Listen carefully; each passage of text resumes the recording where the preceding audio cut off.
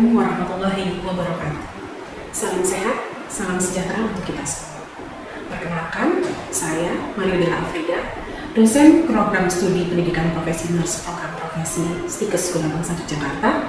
Pada saat ini, saya juga mengajar pada program studi keperawatan program sarjana. Mata kuliah yang saya ajarkan sesuai dengan bidang keahlian saya pada bidang keperawatan, khususnya keperawatan medikal bedah dan keperawatan dewasa. Mata kuliah yang pernah saya ampu antara lain adalah keperawatan medikal bedah 1, keperawatan medikal bedah 2, keperawatan medikal bedah 3, keperawatan dewasa, keperawatan gawat darurat, keperawatan kritis, dan wound care.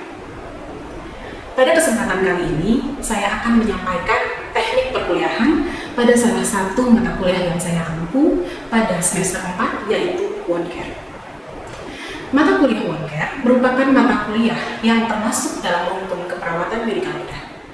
Selain itu, mata kuliah ini merupakan mata kuliah penciri dari Prodi Keperawatan dan Pendidikan Profesi Nurse Stikes Gunabangsa Jakarta, di mana pada mata kuliah ini mahasiswa akan mempelajari anatomi fisiologi sistem integumen, proses penyembuhan luka, jenis-jenis luka, pengkajian luka, cara perawatan pada setiap jenis luka, serta memahami asuhan keperawatan pada pasien dengan luka. Proses pembelajaran ini akan memberikan pengalaman belajar, konsep pemahaman dan keterampilan perawatan luka.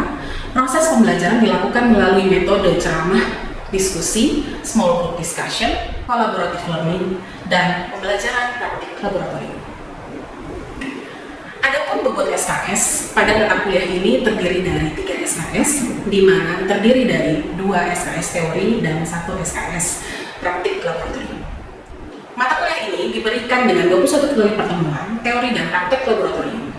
Adapun deskripsi mata kuliah wound care ini adalah di mana anatomi fisiologi kulit, proses penyembuhan luka, jenis-jenis luka, serta cara perawatan pada setiap jenis luka tersebut. Proses pembelajaran ini akan memberikan pengalaman belajar, konsep pemahaman, dan keterampilan perawatan luka. Proses pembelajaran dilakukan melalui ceramah dan diskusi, kuliah pakar, small group discussion, belajar berdasarkan masalah atau yang dikenal sebagai problem based learning, collaborative learning, dan praktik laboratorium. Setelah mahasiswa mengikuti perkuliahan wound care nursing, diharapkan mahasiswa memiliki berbagai kemampuan dan keterampilan antara lain. Yang pertama, mahasiswa mampu memahami konsep anatomi, fisiologi, kulit, patologi, dan kerusakan kulit serta konsep pelayanan luka, mampu memahami konsep pengkajian luka, mampu memahami konsep luka pada kasus diabetik, wound complex, ulcer, low extremities ulcer, pressure ulcer, aviation, dehiscence, dan fistula, serta kasus-kasus keganasan. Mampu menyusun asuhan keperawatan pada pasien dengan kasus luka. Mampu melakukan manajemen kasus perawatan luka, mampu melakukan pendidikan kesehatan, pencegahan, dan pemeriksaan diagnostik serta laboratorium pada masalah luka. Kemudian mahasiswa juga diharapkan mampu menganalisis hasil-hasil penelitian tentang penata laksanaan luka akut, kronis, serta tren dan isu. Untuk menunjang berbagai capaian pada mata kuliah ini, adapun bahan kajian pada mata kuliah ini adalah yang pertama, anatomi fisiologi sistem integumen, kemudian konsep perawatan luka, kemudian peran dan fungsi perawatan luka, pengkajian luka, konsep luka pada kasus luka, asuhan keperawatan luka, pendidikan kesehatan pada masalah perawatan luka, pencegahan primer, sekunder, dan tersier pada masalah perawatan luka, persiapan pelaksanaan dan pasca pemeriksaan diagnostik dan laboratorium pada masalah perawatan luka, serta hasil-hasil penelitian tentang penata laksanaan luka akut dan luka kronis, serta tren isu dan praktik laboratorium yang berkaitan langsung dengan manajemen perawatan luka. Adapun sistem pembelajaran yang saya lakukan pada mata kuliah ini adalah melakukan sistem online dan offline. Adapun metode pembelajaran yang saya gunakan adalah dengan metode pembelajaran delivery, interaktif, dan assessment. Yang pertama terkait metode delivery, yaitu mahasiswa diberikan pemahaman melalui berbagai kasus dengan berbagai jenis luka, serta manajemen perawatan luka pada kasus tersebut. Serta mahasiswa juga diminta untuk membuat asuhan keperawatan pada pasien dengan luka. Saya juga menyusun buku panduan praktikum untuk menunjang dan mempermudah mahasiswa dalam melakukan proses pembelajaran. Yang kedua adalah interaksi.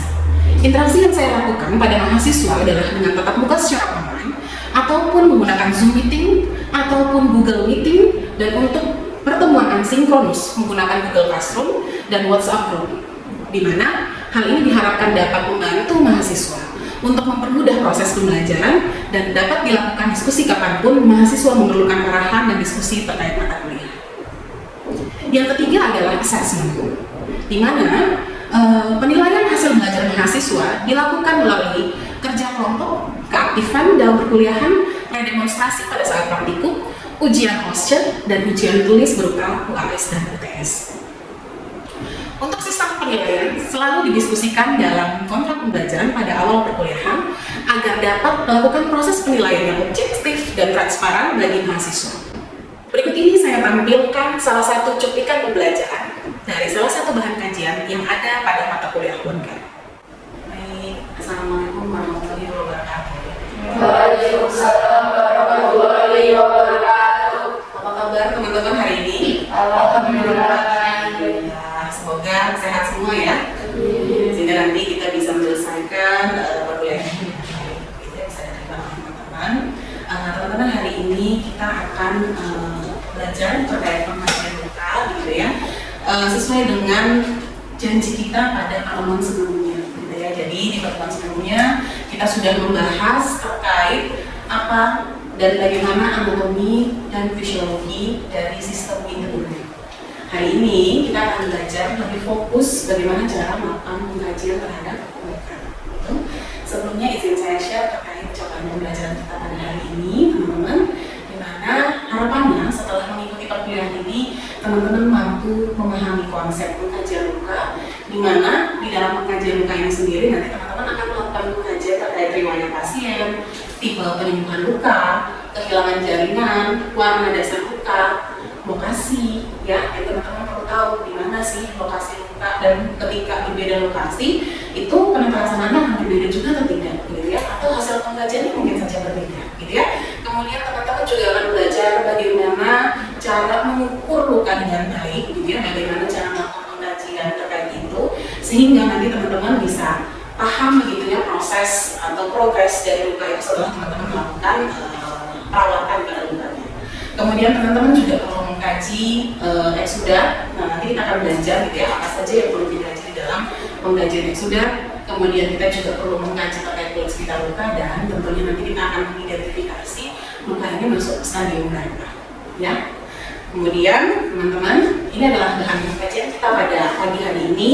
Teman-teman, nanti kita akan belajar terkait bagaimana kita mereview kembali di pertemuan sebelumnya terkait anatomi dan fisiologi sistem integumen. Kemudian kita juga akan mengkaji atau belajar terkait konsep luka, kemudian mengkaji riwayat pasien, tipe penyembuhan luka, begitu ya. Kemudian nanti juga akan belajar terkait stadium luka. Oke, ini semoga masih ingat ya di pertemuan sebelumnya ya.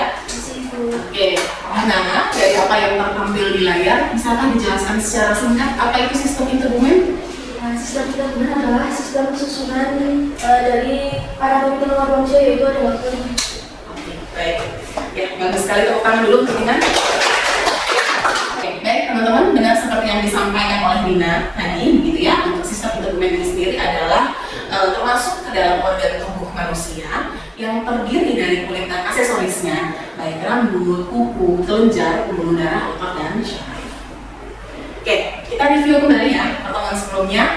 Untuk struktur kulit sendiri, kulit ini terbagi menjadi berapa lapisan teman-teman? 3 lapisan.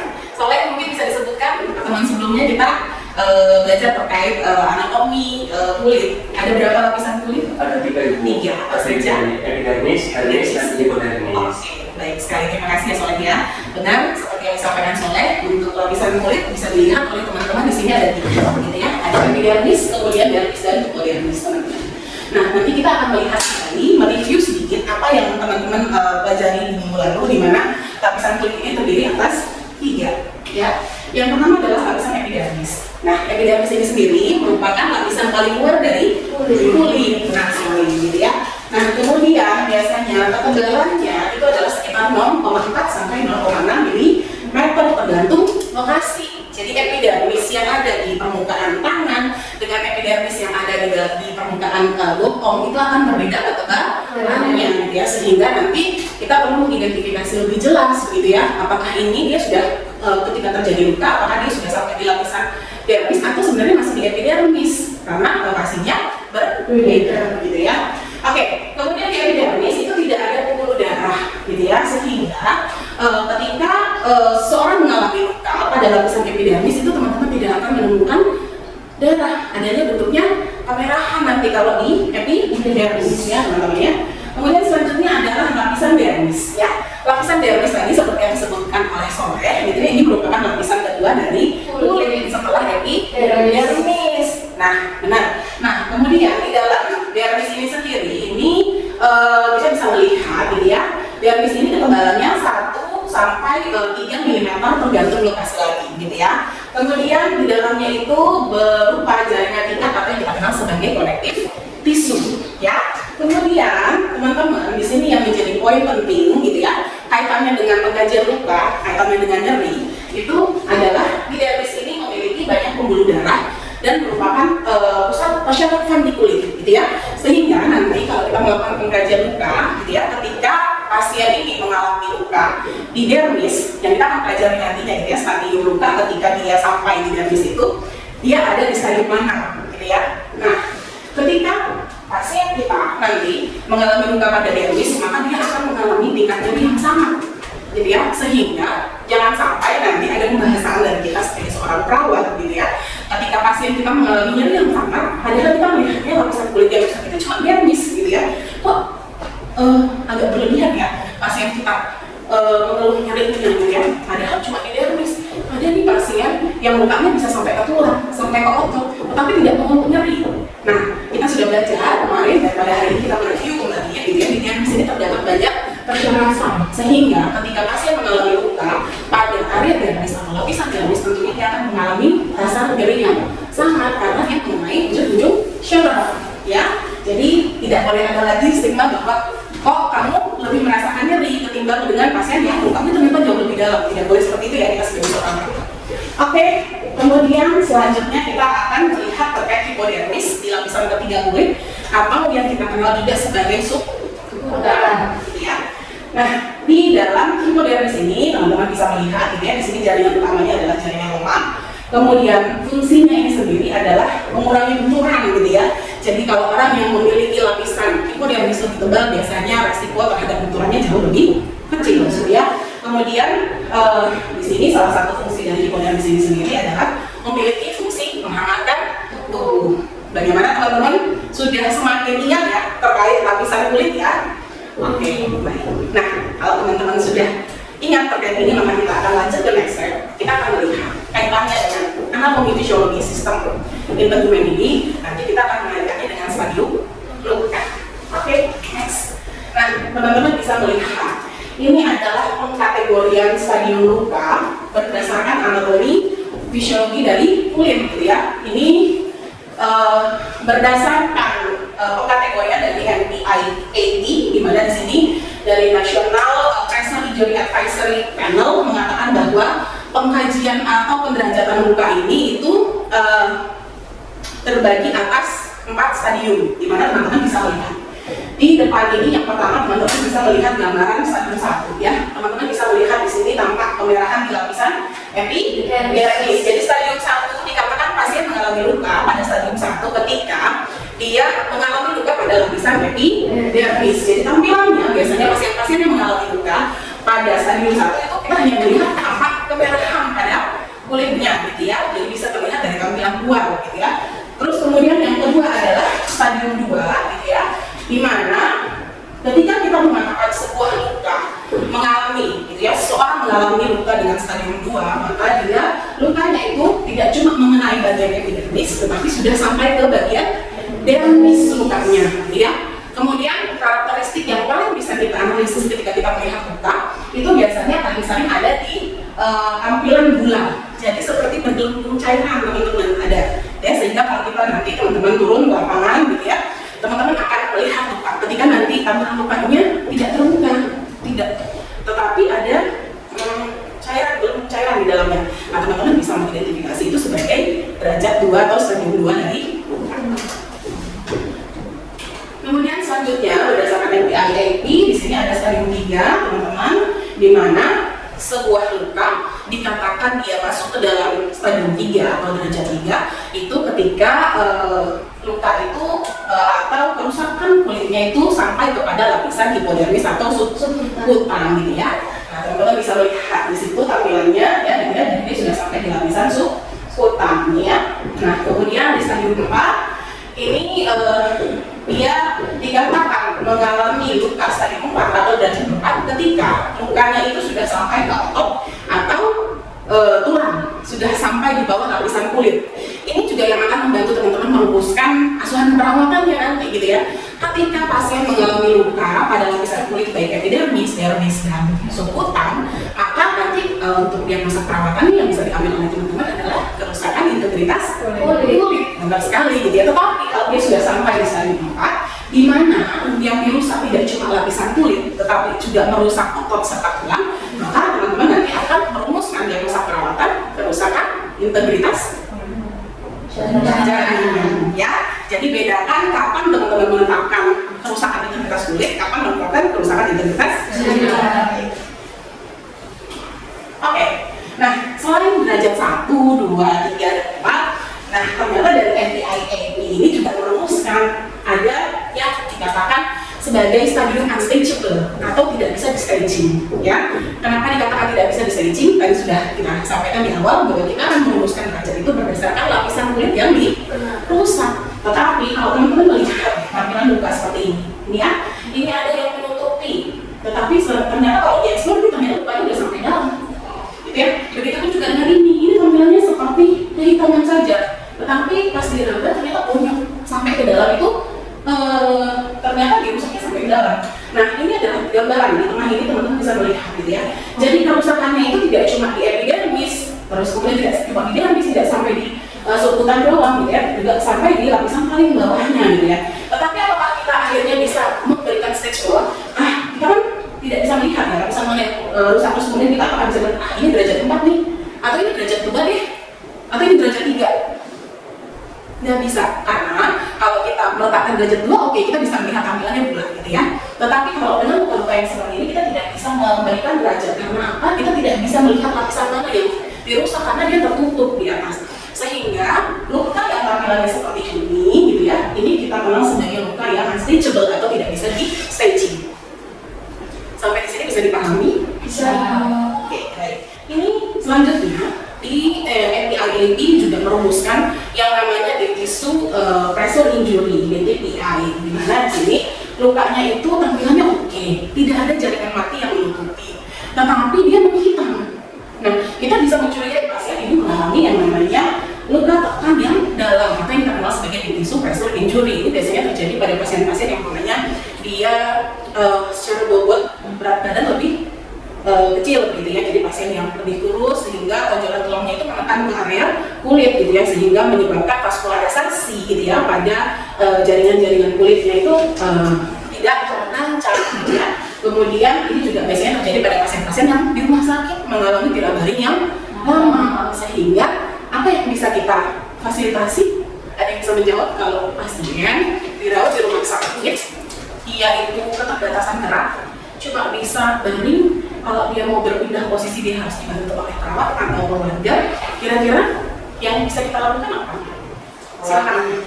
Melatih range of motion. Range of motion, oke, baik, betul. Ada lagi yang bisa kita lakukan? Ada? Oke, tadi salah satunya benar gitu ya, yang disampaikan Rahmat, benar, kita perlu melatih yang namanya range of motion. Harapannya nanti tidak terjadi kekakuan pada pasiennya. Tetapi kalau kita bicara soal luka gitu ya, kaitannya dengan isu pressure injury ini, maka nanti kita perlu melakukan perubahan posisi, miring kanan, miring kiri. Harapannya tekanannya tidak terlalu besar sehingga tidak menimbulkan yang namanya isu pressure injury atau luka tekan. Itu ya. Jadi nanti dibantu ya kalau teman-teman turun rumah sakit atau nanti saat teman-teman bekerja sudah menjadi seorang perawat, ketika ada pasien dengan tirak baring yang aman, pasiennya tidak boleh dibiarkan dengan posisi yang sama terus. Tentunya kita perlu perhatikan ya kondisi pasien. Kalau pasien itu terlalu lama, maka nanti akan menyebabkan terjadinya luka tekan. Nah, kalau kita sudah review anatomi fisiologi sistem keturunan. Kita sudah belajar juga terkait seperti tadi Malika.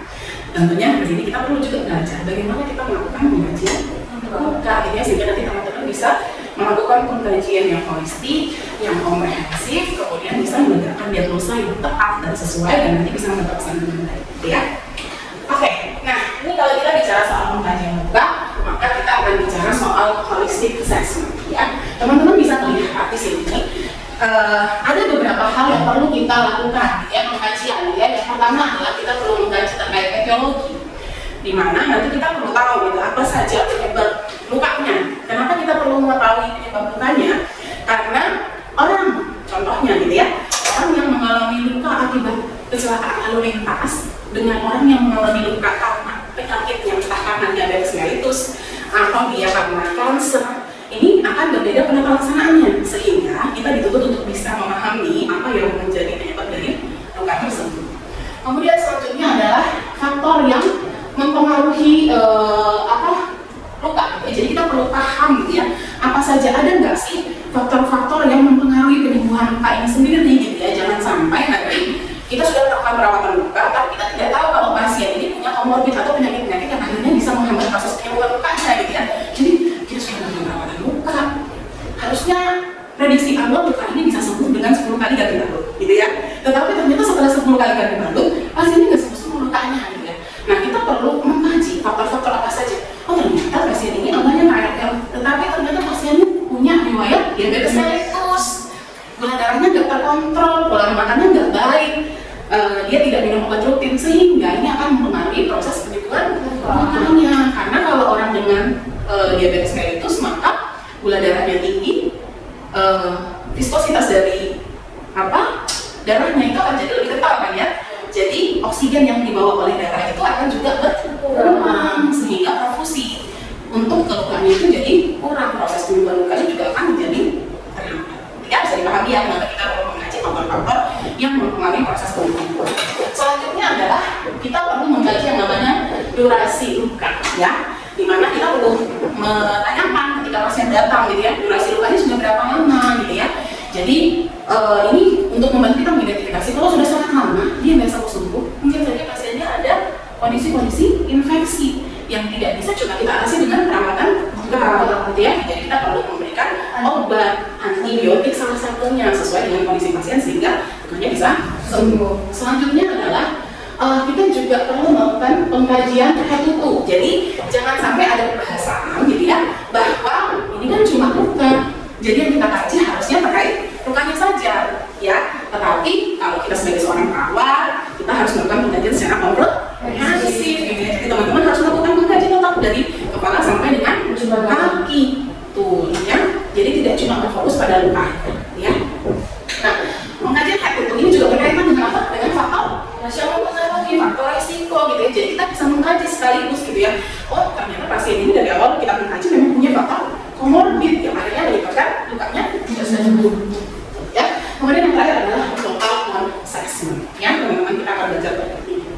Nah, kalau kita bicara soal luka, maka ada 3 hal yang perlu kita lakukan pengkajian. Yang pertama adalah wound-bed, teman-teman ya. Teman-teman bisa melihat di tampilan segitiga ini. Di dalam wound-bed ini yang pertama ada kita perlu mengecek dasar luka, gitu ya. Dasar luka itu di dalamnya perlu kita kaji keterkaitannya dengan inflamasi, gitu ya. Terus kemudian apakah ada proses inflamasi di dalamnya, kemudian bagaimana dengan cairan lukanya, eksudatnya, gitu ya. Terus kemudian apakah jaringan lukanya ini viabel atau tidak viabel, non viabel, di mana lukanya itu bagus, ada jaringan mati yang menutupi atau tidak ada jaringan mati yang menutupi, gitu ya. Kemudian selanjutnya kita perlu memperhatikan yang namanya wound age. Kalau tadi wound bed sebagai dasar luka, maka kita perlu memperhatikan tepi luka. Tadi yang saya sampaikan sebelumnya, gitu ya. Jadi si tepi luka ini berperan sangat penting dalam proses penyembuhan luka. Sehingga teman-teman perlu memastikan tidak ada maserasi.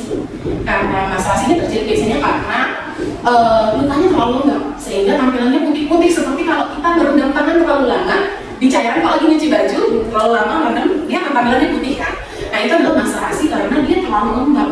Nah, kalau dia seperti itu, tentunya dia akan rapuh ya, dan dia tidak akan bisa beranjak. Ini itu perlu kita kemudian dehidrasi, tampilannya bisa mana jadi tampak kering, nah itu juga nggak bagus gitu ya. Kalau dia terlalu, tadi kan saya bilang kita perlu mengatur moisture, balance atau keseimbangan kelembabannya gitu ya. Jadi tidak boleh terlalu basah, tidak boleh terlalu kering. Kemudian kita juga akan memperhatikan tidak cuma tepi lukanya saja, tapi bagian bawahnya apakah ada goa atau tidak di dalamnya, ya.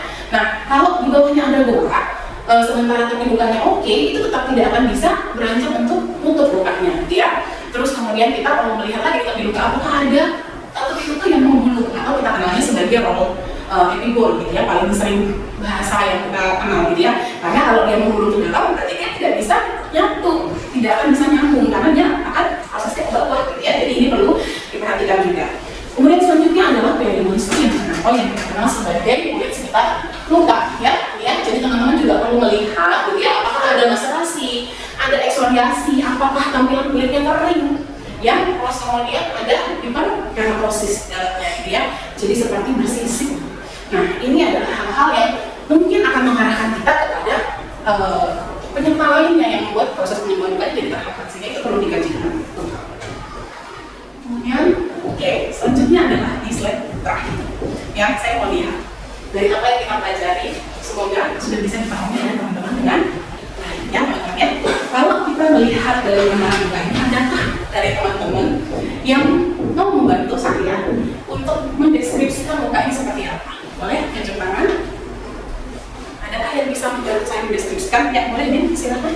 Menurut saya itu adalah tergolong luka yang tidak sehat. Dia sudah mulai sampai ke otot ibu, itu terlihat seperti otot yang terlihat terbuka seperti itu ya. Terus ada hubungan yang biasa disebut gua, kalau yang sudah tadi sebutkan di sebelumnya ini boleh pakai apa tadi? Yang itu ini jelas banget ini kayak sesuatu hal yang mencolok ke dalam seperti itu. Sehingga untuk penyembuhan ini kayaknya agak perlu perawatan khusus dan lama, karena benar-benar jaringan ini kalau peminat itu kan juga jauh juga ya, diameternya lebar seperti itu. Jadi perlu perhatian khusus kita sebagai seorang orang. Ya, teman-teman bisa lihat, ya tadi benar yang disampaikan oleh Dina terkait di dalam dompetnya, kemudian dari Auri juga menggambarkan aktivitasnya. Kalau teman-teman melihat dari gambaran sekitar lukanya, area ini tampak kemerahan ya nggak sih? Ya, ada eritema. Ya, berarti ada permasalahan di sana. Terus teman-teman lihat ini agak sedikit kebiruan nggak di sini? Iya, bisa jadi vaskularisasinya nggak bagus, ya. Jadi itu adalah 3 poin yang kita lakukan dalam pengajian luka. Jadi teman-teman harus melihat bagaimana lukanya, bagaimana tepi lukanya, bagaimana kulit sekitar lukanya, sehingga proses perawatan lukanya akan komprehensif dengan pengajian yang lain. Mari teman-teman, tadi kita sudah belajar bagaimana mengkaji luka. Saatnya sekarang kita mengevaluasi, gitu ya. Saya mau mengevaluasi, mau melihat di teman-teman tadi pemahamannya sudah sejauh mana terkait materi yang diajarkan, ya. Jadi nanti evaluasinya kita buat satu. Silakan nanti saya akan berikan pointer dari depan, akan saya putar musiknya. Jadi nanti kalau pointer musiknya berhenti, nanti silakan teman-teman yang megang pointer saat musiknya berhenti itu menjawab pertanyaan dari saya. Siap? Siap. Oke, baiklah, kita mulai dari mana? Silakan Yin. Boleh sambil berdiri teman-teman sambil joget ya? Ya, ya. Oke.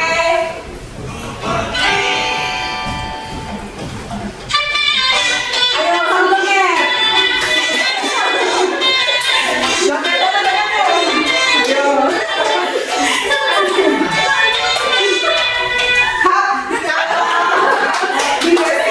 Desi, pertanyaan saya, ada berapa lapisan kulit dan sebutkan? Oke, untuk jawabannya yaitu ada 3 lapisan kulit.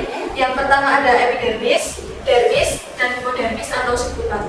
Oke, teman-teman, saya rasa cukup untuk materi kita pada hari ini. Untuk pertemuan selanjutnya, nanti kita akan bertemu di laboratorium untuk proses pengkajian luka langsung. Kita akan melihat bagaimana cara melakukan pengkajian luka yang baik dan benar. Kemudian untuk form pengkajian lukanya sudah saya share pada Google Classroom. Nanti silakan dipelajari terlebih dahulu. Nanti kita akan memperdalam itu di praktek laboratorium, gitu ya. Baik, saya rasa cukup untuk pertemuan kita kali ini. Saya mohon maaf untuk kekurangan saya selama memfasilitasi teman-teman dalam pelajaran kita, proses pembelajaran kita pada pagi hari ini. Kita akhiri. Assalamualaikum warahmatullahi wabarakatuh. Demikian tadi adalah salah satu cuplikan pembelajaran bahan kajian mata kuliah One Care Nursing. Sekian, wassalamualaikum warahmatullahi wabarakatuh.